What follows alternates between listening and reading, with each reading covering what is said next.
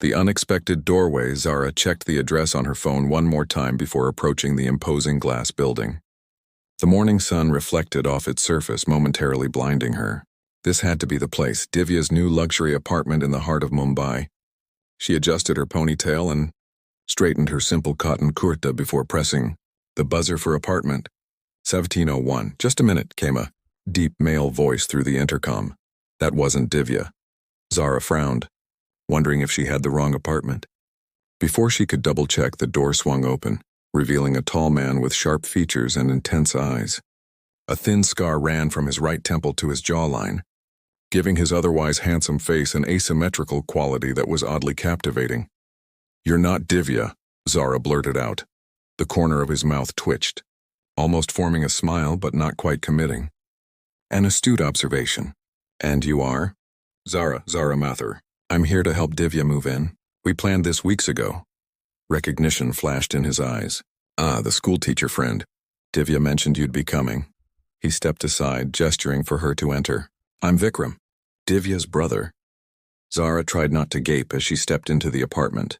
Of course she knew who he was, everyone in tech circles did. Vikram Sharma, the brilliant mind behind Nexus Innovations valued at billions. The same Vikram Sharma who had vanished from public view 3 years ago after some kind of accident. Rumor had it he'd become a recluse, communicating with his company only through video conferences and encrypted messages.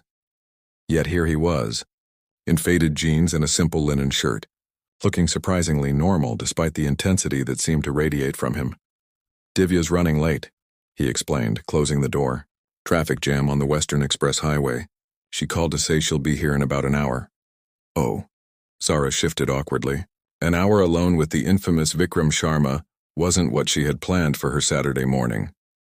The apartment was sparsely furnished but breathtaking, with floor-to-ceiling windows offering panoramic views of the city and Arabian Sea beyond. Several unopened moving boxes were stacked in the living room. "Would you like some tea while you wait?" Vikram offered, his voice formal yet not unkind. "That would be nice, thank you." Following him to the kitchen, Zara noticed his slight limp. So the rumors about physical injuries were true. She watched as he moved with deliberate grace, his movements precise as he prepared the tea. "Divya speaks highly of you," he said, breaking the silence. "She says you're the one person who never lets her down.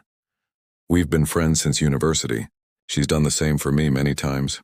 Vikram nodded, handing her a steaming cup. Their fingers brushed briefly and Zara felt an unexpected jolt of connection. "Loyalty is rare," he said quietly, his eyes meeting hers. "I've found that most people are primarily interested in what they can gain from knowing me." The raw honesty in his statement caught her off guard. "Well," Zara replied with a small smile, "I didn't even know you'd be here today, so I definitely didn't come for your connections or money."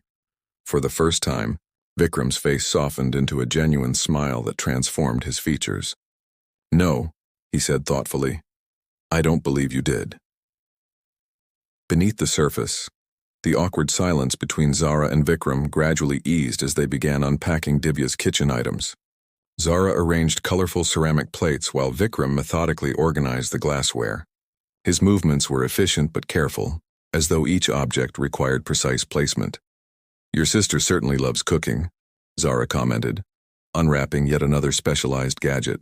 "I've never seen so many kitchen tools." "She's always been that way," Vikram replied, a warmth creeping into his voice. "Even as a child, she'd spend hours experimenting in the kitchen while I was building computers in my room." Zara smiled at this glimpse into their childhood.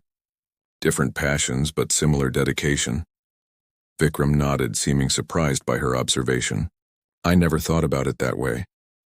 When they finished the kitchen, Vikram led her down a hallway to help with the home office. As they passed a door at the end of the corridor, Zara noticed a soft blue light spilling from beneath it.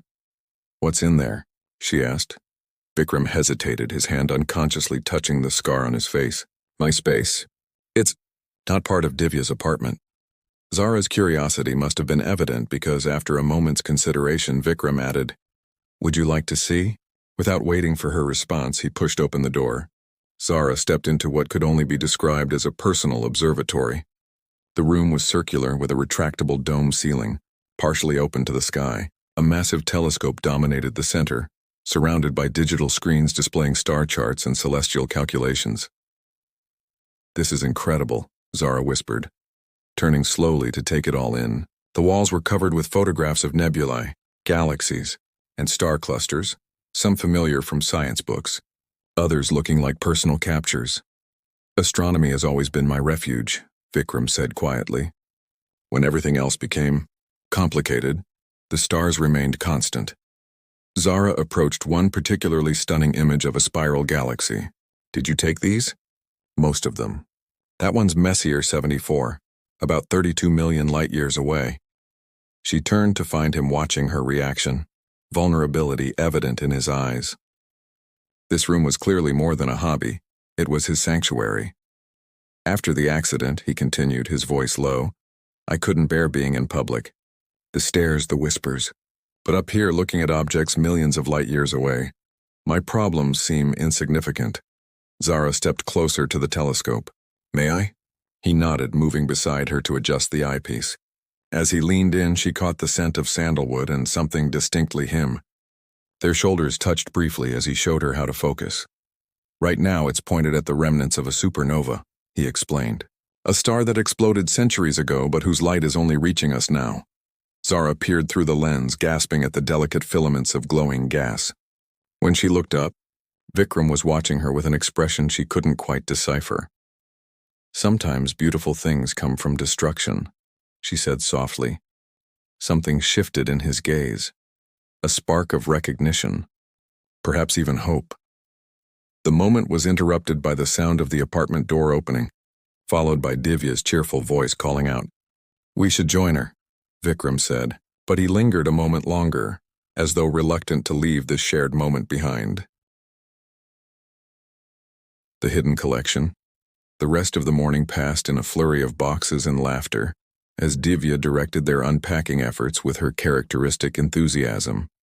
By early afternoon, most of the essentials were in place, and Divya insisted on treating them to lunch delivered from her favorite restaurant. I need to take a quick business call, Divya announced after they'd eaten. Some client crisis that apparently only I can solve. Give me 15 minutes? As Divya disappeared into her bedroom with her phone, Zara found herself alone with Vikram again. He seemed more at ease now, the rigid formality from earlier softened by hours of shared work. Want to see something else? He asked unexpectedly. Since we have time. Intrigued, Zara followed him back to the observatory. This time he led her to what appeared to be a solid wall panel, which slid open at his touch to reveal a hidden room. My workshop, he explained, flipping on soft amber lights. Zara stepped inside and gasped. The room housed an astonishing collection of handcrafted astronomical instruments, brass astrolabes, intricately designed armillary spheres, antique sextants, and modern pieces that defied easy categorization. Each gleamed with care, arranged on custom shelves alongside leather-bound journals. You made these? She asked, carefully lifting a small brass telescope with mathematical equations etched along its barrel. Vikram nodded. Before digital technology, astronomers created instruments like these to understand the heavens. I find peace in crafting them the traditional way. His fingers brushed over an unfinished piece on the workbench. They ground me when everything else feels uncertain. Zara noticed a journal lying open filled with sketches and calculations. Next to it sat newspaper clippings about the accident, headlines about a self-driving car prototype malfunction that left 3 injured and 1 dead. Seeing her gaze, Vikram spoke quietly.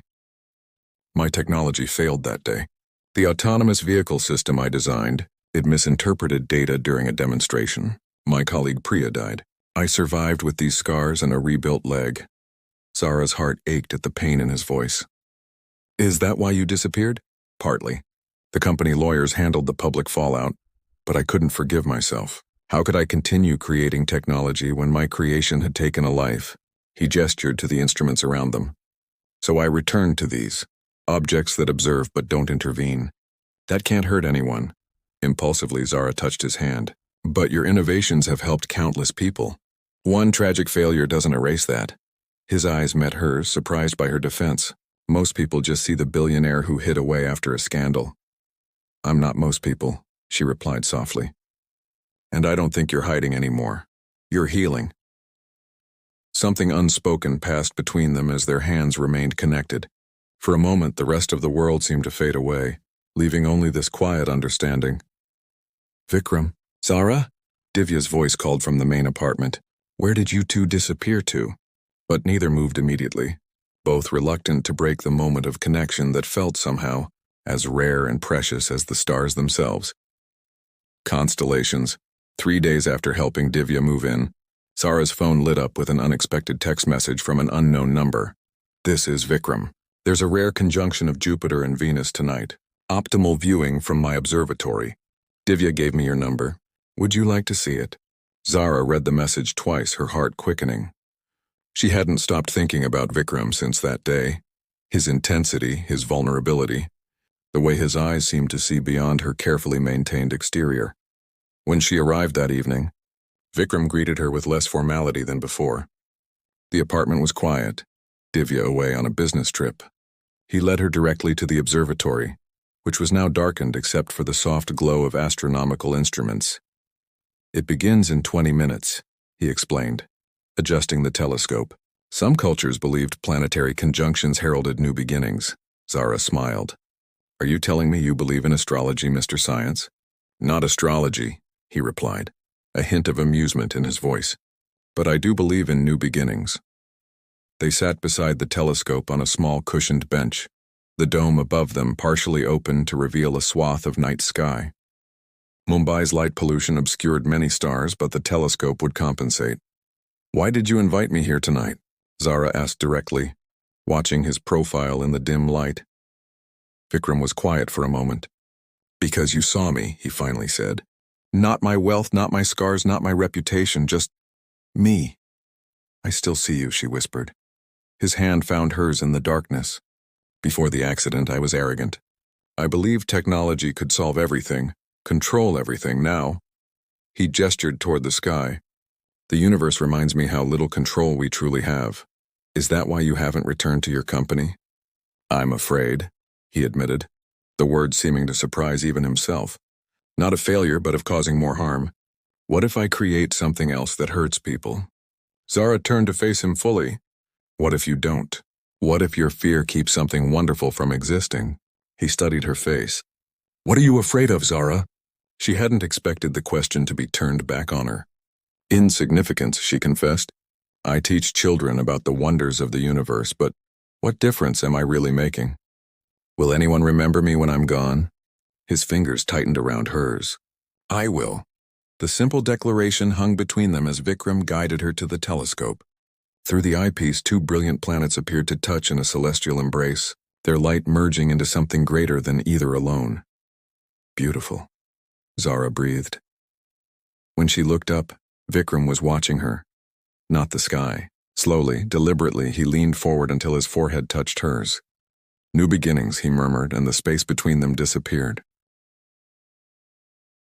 Beyond the stars 2 weeks after their first kiss beneath the conjunction, Zara arrived at Vikram's apartment with a mysterious smile and a simple request. Trust me. Vikram hesitated at the threshold of his building, his hand instinctively rising to touch the scar on his face. Where are we going? Somewhere special, Zara answered, gently taking his hand. But we'll need to leave your sanctuary. The taxi ride was silent, Vikram growing tenser as they approached the city center. When they pulled up to the National Planetarium, closed for hours, his breathing quickened. How? I called in a favor, Zara explained. One of my former students is the assistant director here. They've agreed to give us a private viewing. A young woman greeted them at a side entrance, nodding respectfully to Vikram without the pity or curiosity he dreaded. She led them through darkened hallways to the main dome, then discreetly disappeared. I know it's not your observatory, Zara said softly, but I thought maybe this could be a first step. The massive dome above them slowly illuminated with thousands of stars, far more vivid than Mumbai's polluted skies would ever reveal. A voice pre-recorded by Zara herself began to narrate a journey through the cosmos, highlighting the very celestial bodies they'd observed together. Vikram stood transfixed, his face upturned to the artificial heavens. It's been 3 years since I've been in a public space, he whispered. Even an empty one. You don't have to hide forever, Zara replied, her hand finding his. The world has missed you. I thought I couldn't face it again, the expectations, the judgment. Maybe it's not about facing the world, she suggested. Maybe it's about seeing it differently, the way you taught me to see the stars. As the presentation concluded, neither moved, content in the comfortable silence they'd grown to share. Finally, Vikram turned to her. Thank you for bringing me here, but, the most remarkable view I've found isn't up there. His eyes remained fixed on her face. It's right here. He pulled something from his pocket, a small brass compass, handcrafted and engraved with constellation patterns. I made this for you. No matter where you go, it will always point to the North Star. Sara accepted the gift, understanding its deeper meaning. And what will guide you? Vikram gently touched her cheek. You already have. For years I looked to distant stars for answers, but it took someone showing me the light in myself to truly find my way back. Under the artificial cosmos, they stood at the beginning of something neither had expected to find. A love that, like the stars themselves, had begun in darkness but now shone with unmistakable brilliance.